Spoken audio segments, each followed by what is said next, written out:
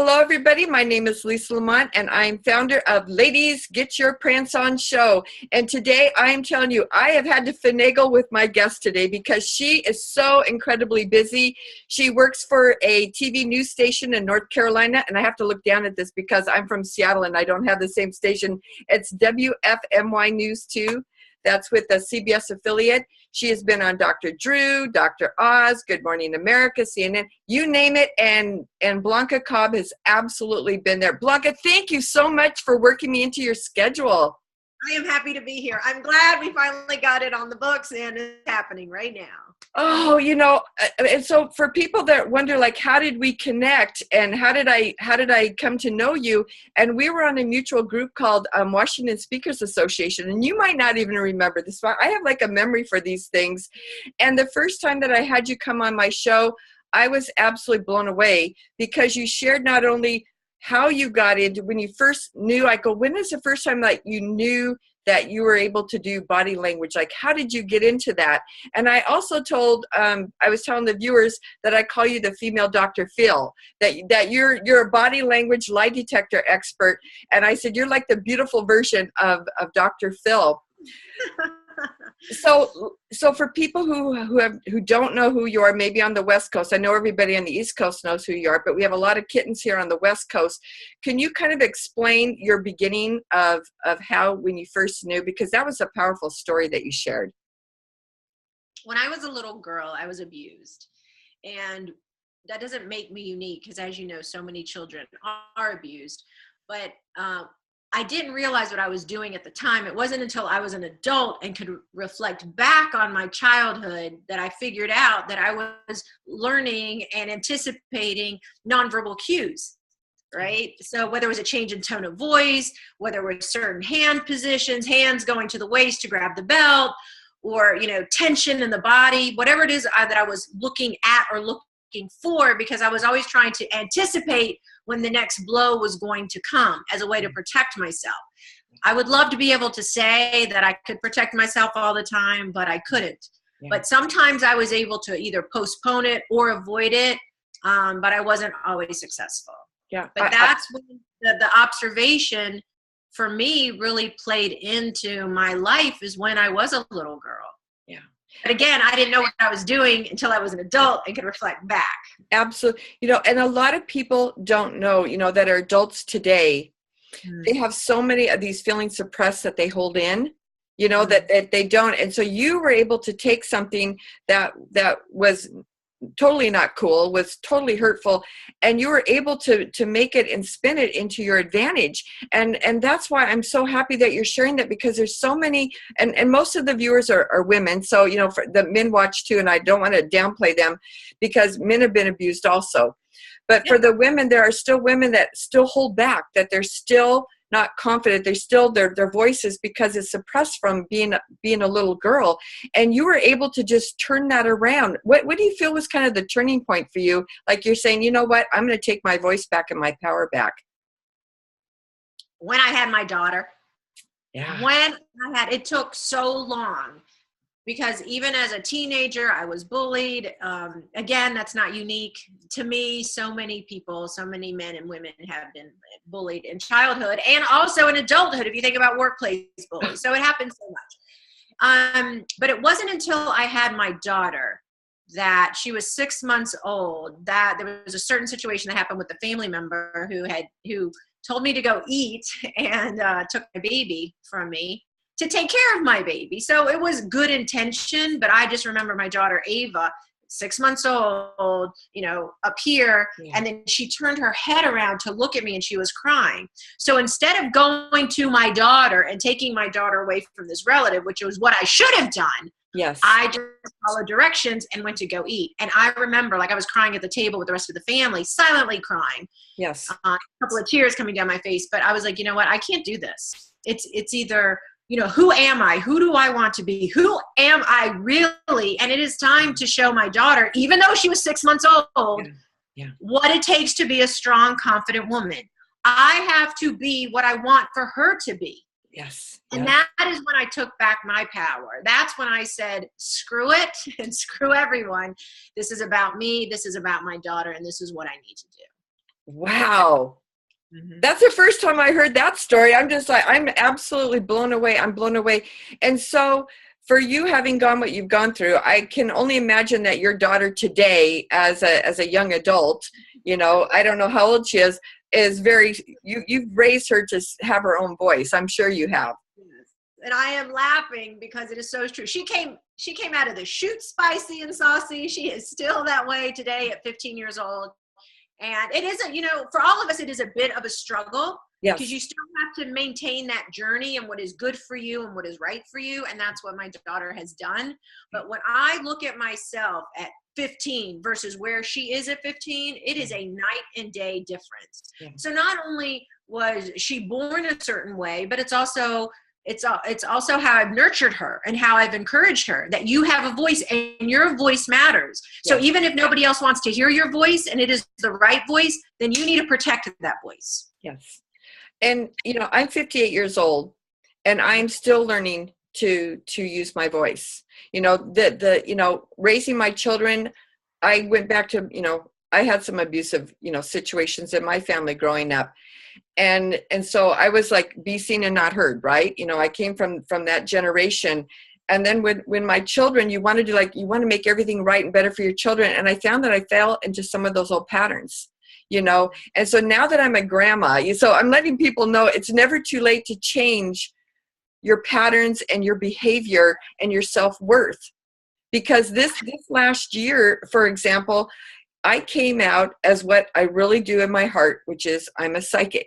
And I've come out little babies. When I met you 3 years ago, I was simply a hypnotherapist and a life coach. Then the next year, I have cards, don't tell anyone, but I read cards. And then I became out as an intuitive. And this last year in 2016, I thought, screw it. This is what I am. I am a psychic. I do see spirits. I do see things from the other side. I do get downloads. I believe my gifts come from God. And I had to stand there and own that because somebody told me years ago that wasn't God-like traits to have. And I disagree because my God is love. I believe God gives us all sorts of gifts. And so, Blanca, I want to credit some of that to you because I have used, when I've had you on the show, I've taken away these tools and these techniques. And one of the tools that you taught 3 years ago was about the Wonder Woman pose, to get up, before you talk, because I've been doing a lot more speaking engagements. And you said something interesting before the show started, and you talked about the Wonder Woman. So can you talk about that a little bit? I found it very interesting. Yeah, so there's research done at, I believe, Harvard University several years ago. And what they found out is that your body language can increase your testosterone. So power poses, so Wonder Woman, as you were talking about, or Superman, or just even taking up space. I mean, if you can envision like a gorilla, the expansive chest and how they pound their chest, you're taking up space, right? Confident people take up space. You don't see a lot of confident people do this. It just doesn't happen. True. And so what they found is that these power poses, is what the researchers at Harvard University labeled them, that it increases your testosterone, but it also decreases your cortisol level, and your cortisol level is your stress level. Oh. So what has been interesting, so there's a famous TED Talk from these results, but what has been interesting is that other researchers have not been able to replicate the same findings. So in academia, it's very important, it gives more validity and credence to findings when other researchers can demonstrate similar findings in other populations. Yes. And that has not been the case. So some could argue that it's a placebo effect, and it very well might be, or it might work for certain people, but not for all people. So you can't generalize the results. And there was also issues about how they tested the testosterone and how they tested the cortisol levels in the participants in the study. So we have to be very careful in how people interpret those findings. Yeah. Now, I will say, even back then, I would still do my Wonder Woman pose, and I still do it. So whether it's a placebo effect or not, for me, it doesn't matter. Yeah. But I have to be very careful sharing that information with other people because of what I just explained about the research.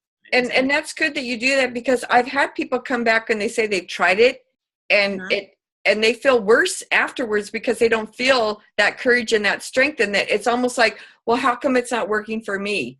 And so I'm so glad that you shared that, because it might not be the right fit for everybody. Everybody has to find. One of the techniques that I use before I go to networking events or public speaking or anything like that is you've heard me talk about mirror love. Like, I do affirmations in front of the mirror and tell myself the outcome that I'm going to have as a result of speaking, or as a result of going to the networking. I'm going to go to this networking event. I'm going to have a great time. I'm going to connect with 2 people today. So I'm not like worried about meeting everybody or making all these connections. I set the parameters around what my mind can accept. So I love that you shared that today. So you have been on all these major networks, and I keep seeing you on all these networks, and they ask you for, they'll show like little clips of somebody famous, whether they're telling the truth or not. Who is somebody recently that they asked you to talk about, and what was your feedback on that? What did you find interesting? Interesting question. So normally what a lot of times they call me for are to interpret body language. So I just had, it was published this week, I believe, a couple of days ago, in the United Kingdom. It's dailymail.com. Yeah. And they wanted me to talk about whether celebrity relationships, whether they're real or not, are they always for camera, and how you might be able to tell. So not only is someone might be curious about celebrity relationships, but also everyday relationships, whether that person who you've been with for a while, whether they're really into you, are they genuinely into you? So what I talked about in this, for my body language analysis for this article in the dailymail.com, is I look for warmth and tenderness when you're talking, when I'm analyzing couples. Yep. So I look at the big picture, I look to see what fits, and then what stands out, what draws attention. So an example of warmth and tenderness is when a couple, the man might grab his lady's hand and kiss it, for example. Former President Barack Obama would do that with his wife, Michelle Obama. Or after a kiss, foreheads might touch. I mean, that's a form of tenderness. Nicole Kidman and Keith Urban do that quite a bit. So those are the types of things I look for. One thing that screams to me that something is going on for the couple is if their body language is incongruent. So for example, they might be holding hands, but then they're turning away from each other. Ooh. So I'm looking for congruency or incongruency in their body language, because that can give a hint of what's going on. Yeah. Well, one of the famous couples, I wasn't planning on going this direction, but you're so flexible, you go along with me. Brad Pitt and Angela Jolie, years and years. I was shocked when they separated. Were you shocked? Was I shocked? Yeah, I think I was shocked. I'm going back in time here, so that's why I can't really quite commit to my answer. I think it was surprising, just because they have been a very power couple. There have been times that I've seen them very affectionate on the red carpet or in interviews. But here's the deal: you never know what goes on behind closed doors for anybody. Body language is about perception. So someone's perception of you becomes their reality of you, whether it's true or not. This is true. One more thing that when I had you on one of my shows, there's a lot of single women that are watching this. They're entrepreneurs, and they're also single, and they are going out on dates. What's a couple tips that you could share to know if the guy is into you or not? What's a couple little tips that you could share to know if the date is into you? Well, one is, and some of these are going to be like very obvious, but how engaging they are with you when they're asking questions. Are they really listening to your answer? Or are their eyes flighty? They're looking around, looking away, checking their phone. Yeah. So you want that level of engagement. You want interest. So whether they're moving forward, sometimes a man might touch you. I'm talking about your hand or your arm, maybe your upper arm, perhaps your back, your upper back, in those areas. Another thing is that when men get really comfortable with women, some men, not all men, it's like they'll go ahead and start marking their territory, if you will. So what I mean by this, let's say you get up and go to the restroom and you come back and all of a sudden your chair is closer to his. Ooh. Or as you're sitting down beside each other, then his arm goes on the back of your chair. Ooh, okay. Sometimes I've even seen this is that men will be a little more subtle, but they'll put their feet, like say you're sitting at a bar stool at a bar. So they'll turn their bodies towards you, and then they'll put their feet in like the leg rest of your chair. Ooh, So okay. these are some subtleties that you can pick up on. And men will preen, they always talk about women, they're flipping their hair, they're showing their neck. Yes, some women do that, but men will also, they might fidget with their hair, or they may lean down and touch their pant legs or pull up a sock or something. So there's a lot of different cues that men That's true about the women. So if a woman is interested in the guy, she can do those that's kind of subtly like, I'm interested. Yes. And I like what you said. You said they can. Because not all women will do this. And just because a woman plays with her hair doesn't mean she's into you. And I'm going to tell you why. Sometimes this right here is like I'm bored to death. And I'm trying to get through this conversation. Yeah. Or it could be a habit. This something that it just makes them feel good. When one part of your body touches another part of your body, a lot of times you're doing it to self-soothe. It also can be boredom. So my deal is this: you need at least 3 or 4 nonverbal cues to have confidence as this person is interested in you. Okay. Good to know. I'm just like jumping all over the board here. I'm so excited to get you on the show today. I'm like, I've got to take 3 shows that I've had you in the past and condense them into one so people can see who you are, because, you do a lot of, not only are you on national TV and you do a lot of interviews, but you also work with a lot of corporations. You do a lot of that, and you work with one-on-one. Can you explain a little bit more about what you do business-wise for people who are watching? Yeah, so I will have meeting planners contact me because they want me to do keynotes at their annual meetings. Mm-hmm. Also, I will have companies that call me. They want me to train their sales staff or their HR staff or concierge, even security. Yeah. Because as you know, and as I know, life is about relationships. Yes. And people will buy based on emotion, and they rationalize later on, but they'll buy on emotion. So there are 1,000,001 real estate agents out there. There are 1,000,001 insurance agents out there. What sets you apart? Okay. Yeah, you can talk about your prices. You can talk about your program. You can talk about your value. But here's the deal. They have to like you. They have to trust you. So how is it that you can develop authentic relationships with other people? And that's where I come in. So it's the nuances of communication. It's the nuances of body language, or the nuances of nonverbal communication that really help you establish rapport, a relationship, and develop trust with somebody else. Yeah. So if somebody was in the industry, for example, real estate agent, and they're doing well, but they want to take it to the next level, you would also work one-on-one with people then too. They could hire you personally, not just as a company? Yes, absolutely. I do one-on-one coaching. I do group coaching as well. And so I do help people, because a lot of times when it comes to communication, look, yes. A lot of people know their product so well, they don't know how to engage. They don't know what the nonverbal signs of when someone's ready to buy. I can't tell you how many times I have seen or coached or talked to salespeople that they oversell. They don't know when to stop. Yes. It's like someone is like begging to give you their money, but you keep going and going and going. It's like, stop it already.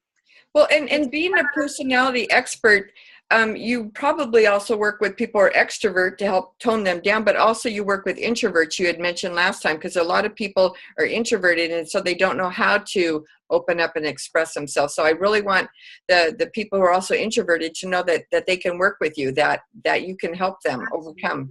Absolutely. And you bring up a really good point, because I work with people who are very alpha, they have big personalities, and particularly people in leadership roles. Sometimes they have to learn how to curb that, because it can be intimidating or frightening for other people. Right? Absolutely. So it's like how to bring down your alpha a little bit, not to take away your power, your authority, but so that way you can appeal to everybody, because we're not, cookie cutters of each other. No, absolutely. We're all individuals, and we have to learn how to get along. It's just like being on the playground. Our teachers told us, or our parents used to tell us, you have to get along with everybody. Well, how is it that you do that? What does it look like? What does it sound like? Like, what do you say? And what does that feel like? Yeah. So one thing that a lot of people don't realize, because they're always looking at somebody else, right? Yeah. They're always trying to figure out somebody else's motives and intentions. Do they really like me? Are they giving us a load of crap? What is going on? But you have to think about what you present, what you bring out. Yes. What signals are you sending to somebody else? Yep. that is either making the relationship or breaking the relationship. So that's where I come in. I mean, look, I even work with people who are back on the dating scene, either from divorce or they're a widow or widower. They're not sure how to maneuver it again, or they've been burned before, meaning that they've been betrayed. So it's like, how do I know who to trust? So I help people with those nuances of relationships also. So you go down a path, so you know what the signs are. And also look at yourself. Look, I've even done some covert operations out on dates where I'm watching. So I'm looking at the interactions, because a lot of times people are not sure what the signs are that somebody's interested in them, because they're so focused on this checklist. Who are you? What do you do? What is your title? I mean, boring stuff. When, in my opinion, when you're out on a date, it should be about really getting to know the other person. Yeah. This is like being in the moment. You have to be able to relax. You know what I mean? Relax to enjoy the moment instead of, does this person fit certain criteria? Look, that is intimidating. And why do that? Because you don't want to be analyzed that way either. That will come naturally. Yes. You know, you have some breathing room and really enjoy yourself and enjoy the other person and go on a few dates. Yeah. One date does not commit you to anybody. Absolutely. It's just living in the moment. It's getting to know somebody. And also, you know, I want women to know to respect our bodies. You know, I came from a place in my mind where I had low self-esteem, and I'm sharing this. You know, I gave my body too freely when I dated, too soon, too freely. And I look back, you know, we can't look back with regret, but what I've learned from that was once I respected and I owned who I was, it changed my whole mindset and my value, my worth, and that I wasn't worried about what anyone thought. Because once I love myself, then I don't need anybody else. I don't need to be in a relationship. You know, the relationship is just something that naturally happens. So I wanted to address that too. That is a really good point. And I'm a firm believer that you need to teach people how to treat you. Yes. This is what I mean. So if you let someone to pick on you or disrespect you, guess what? You're teaching them that that's okay to treat you that way. Yes. If it's not okay, then you speak up for yourself. Yes. And you're like, I'm not sure what your intent is. You might be kidding, but let me tell you how it comes across. Yeah. And that is okay. You have to be tactfully assertive. I believe that. I'm tactfully assertive. I think all women should be. My daughter, I'm raising her to be that way. Absolutely. Absolutely. People have asked me from listening to your past shows, they were like, how did you ever get into the business? Like, what separated you from everyone else who's trying to get in front of the television camera and to be seen? You know, where did it come from? And I love the story that you shared of how this happened. Would you share that also? Because I love this story. Yes. Well, I have a friend and colleague, Janine Driver, who owns the Body Language Institute in Washington, D.C., where I'm a senior instructor also. And after training with Janine and other experts in the field, Janine had always said, you would be good on TV. And I'm like, no, I don't want to be on TV. I'm like, why would I want to be on TV? No. Yeah. So finally, after her encouraging and mentioning it so often, I'm like, why? Janine, just tell me. Jay, I call her Jay. Jay, tell me. And so I'm like, just be very specific. And she was. These are the reasons I think you should be on TV. So I really thought about it and I said, okay. So it all started for me when I've been flying back and forth to DC. I think it was 2012. I think that's when former senator and former, presidential candidate. Oh, God, what's his name? John Edwards. John Edwards, that's right. It has been a while. He was the candidate at that time. So he was being tried in where I live in Greensboro, North Carolina. And so I missed a lot of the trial, but I ended up seeing closing arguments. And so one day I was in the overflow room in one of the courtrooms. And I happened to be sitting beside two women who were on my right. I was by myself. And I asked them, I said, what's your interest in the case? So they explained to me that they were news reporters for the Fox affiliate. And so the question eventually came around to me, who are you? Why are you interested in this? And I said, well, I'm a body language expert and I'm just coming to take a peek. Well, that's what started it. And next thing I knew, I was doing an interview with Fox affiliate. And then I think it was that was my first media interview. And I think it was like the next day or a couple of days later, I can't remember. I'm walking down the courthouse steps with one of the reporters, and it was like, I mean, there were like cameras and microphones wanting to find out about John Edwards' body language and whether he was confident or not confident. Was he faking it or was he being authentic? Yeah. And that's what started it for me with the meeting. But look at, you said yes. You know how many people have said, oh, I can't, or no, I don't do television. I mean, something inside you, I do believe, because your trainer said you would be good in, I mean, she already planted the seed, and at first you're like, no, but she still planted the seed. Who knows what you would have said if she hadn't planted the seed. Everything I would have never done it. Are you kidding, Lisa? I wouldn't have done it because it wasn't even a thought in my brain. Yeah. Never, until she mentioned it, and then repeatedly mentioned it, and I was like, all right, let me really listen to what she thinks. Yeah. Why does she think good on TV? And I mean, and you've been on TV so many times since then, and you're also working with the CBS News affiliate, and you're a regular guest on there, and I just absolutely love it. How can people find you? Because I know your schedule is very tight, and I want to wrap this up. What is the best place for people to locate you and reach out to you? And go to my website. So it's BlancaCobb.com. You can find me everything at Blanca Cobb, whether it's LinkedIn, whether it's Facebook. And Facebook, it's Blanca Cobb, a body language expert. And then on Twitter and Instagram. So anything social media, and you can Google me and you can find me. Go to my website. There's a contact page. Or Blanca at BlancaCobb.com. And I will attach it to the show when I launch it, so people will be able to find you. Blanca, thank you so much for being on the show today. I am so excited because our schedule's like, we got to make this happen. And thank you so much for taking the time today. You are welcome. I'm happy to come back any other time. Okay, well, I'm gonna hold you on that. I'm gonna hold you on that. So everybody, until next week, have a wonderful weekend. We'll talk to you soon. Bye-bye.